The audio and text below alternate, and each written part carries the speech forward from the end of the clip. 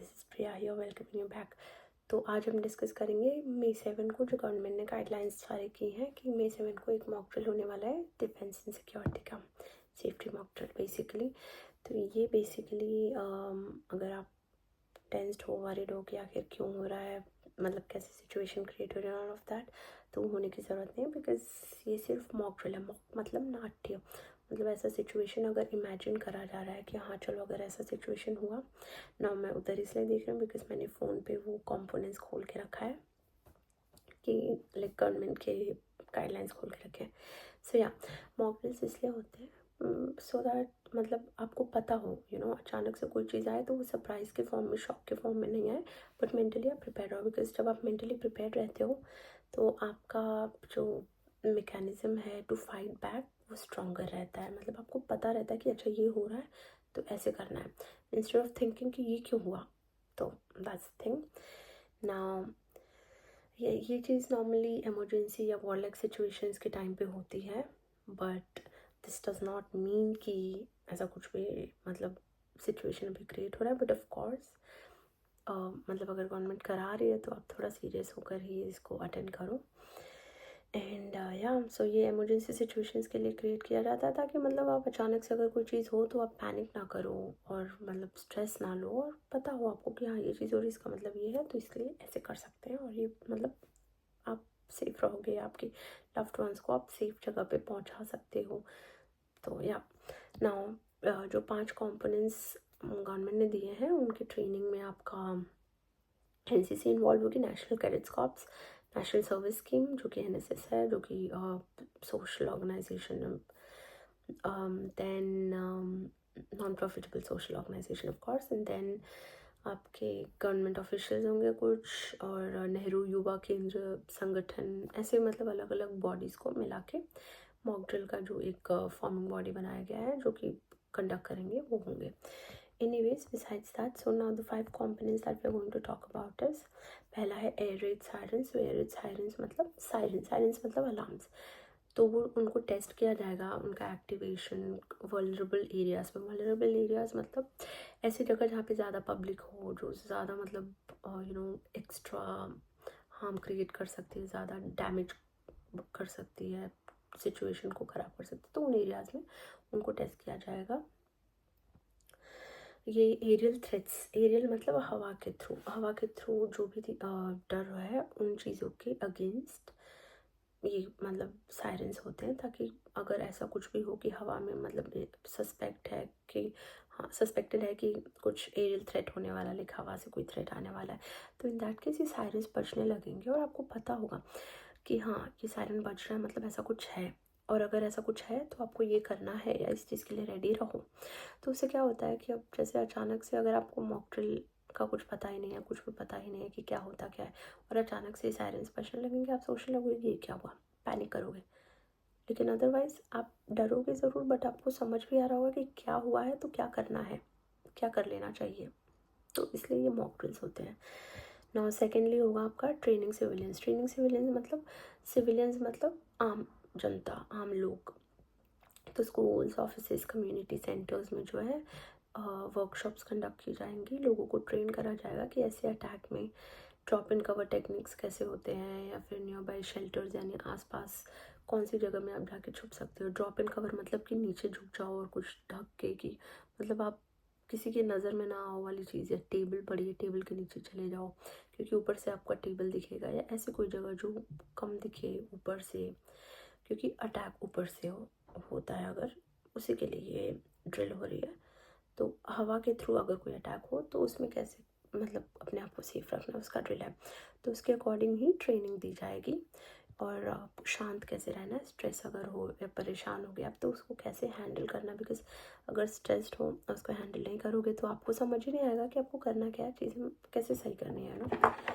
Now then the third one is crash blackouts. Crash blackouts मतलब कि blackouts create कर देते हैं सिटीज़ में। ये 1971 के बांग्लादेश लिबरेशन वॉर में भी यूज़ हुआ था। बेसिकली इसमें ये होता है कि सारे शहर की लाइट कट कर देते हैं, ठीक है, ब्लैकआउट कर देते हैं, जिससे कि कहीं भी रोशनी ही नहीं दिखती, और आसमान में अगर कोई अटैक भी कर रहा है तो उसको समझ ही नहीं आता है कि इंसान कहाँ है या कोई डैमेज करने वाली चीज़ कहाँ है या कहाँ अटैक करे, तो दैट वे डैमेज कम होता है। मतलब होता तो है बट कम होता है, बिकॉज उसको समझ नहीं आता कि भीड़ कहाँ है या अपार्टमेंट्स बड़े बड़े कहाँ हैं, वो चीज़ें। Now camouflage exercises. Camouflage exercises का मतलब ये होता है कि कैमोफ्लाज मतलब वो एक प्रिंट या पैटर्न होता है जिसमें हरा colour like light green, dark green, black, brown, इनका एक थोड़ा कॉम्बिनेशन होता है, जिसकी वजह से अब जैसे कि एक एग्जांपल देती हूँ। अच्छा हुआ ये दिख गया मुझे, तो या ये एक पौधा है, ठीक है। जैसे कि अगर आप ये देखो, ये डार्क ग्रीन है, ये लाइट ग्रीन है ना, ये बीच में ब्लैक है। अब कैमोफ्लेजिंग में क्या होता है कि बिल्डिंग्स को, ऑफिसेस को, या फिर ऐसे कोई इम्पोर्टेंट टावर्स हैं, मिलिट्री बेसिस हैं, उनको सबको कैमोफ्लाज उसमें लाइक पेंट कर देते हैं, जिसकी वजह से अब मान लो कोई बिल्डिंग है, उसको पूरा कैमोफ्लाज के फॉर्म में पेंट कर दिया वो पैटर्न में, तो वहाँ पे आप रेड कलर, अगर यहाँ पे आप रेड तो नहीं है मेरे पास,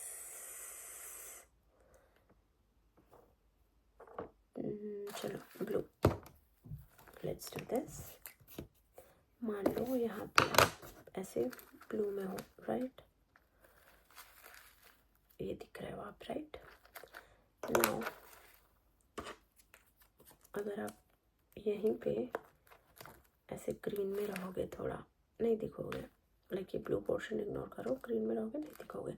तो वैसे ही कि मतलब कैमोफ्लेजिंग में क्या होता है कि वो वैसे पेंट कर देते हैं जिसकी वजह से सैटेलाइट डिटेक्ट नहीं कर पाता है कि वो बिल्डिंग कहाँ है या वो घर कहाँ है, वो इम्पोर्टेंट मिलिट्री बेस कहाँ है।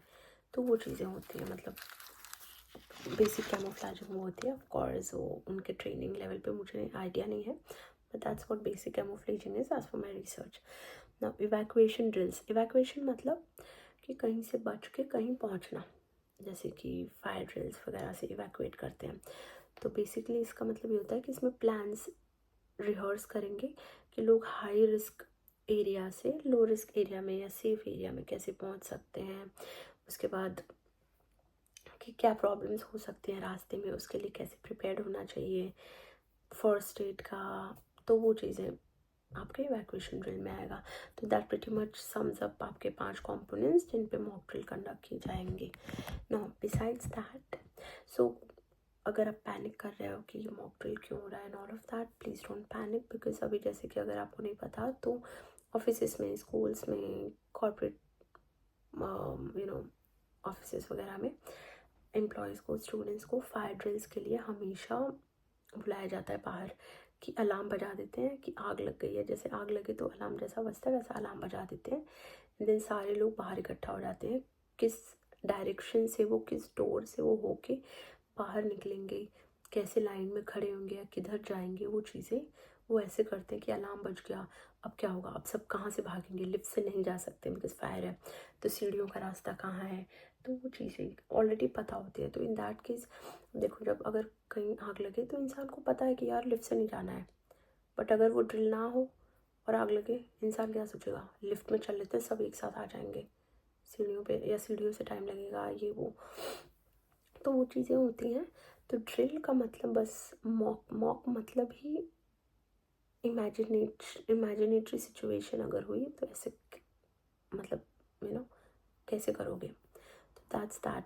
सो you don't have to be worried at all. आप परेशान नहीं हो, और अपने ज़्यादा से ज़्यादा अपने लाइफ मतलब लव्ड वंस को ये शेयर करो ये वीडियो, ताकि उनको भी समझे, पैनिक ना क्रिएट करें, और या अपने लव्ड वंस की सेफ्टी का भी ध्यान रखें आप।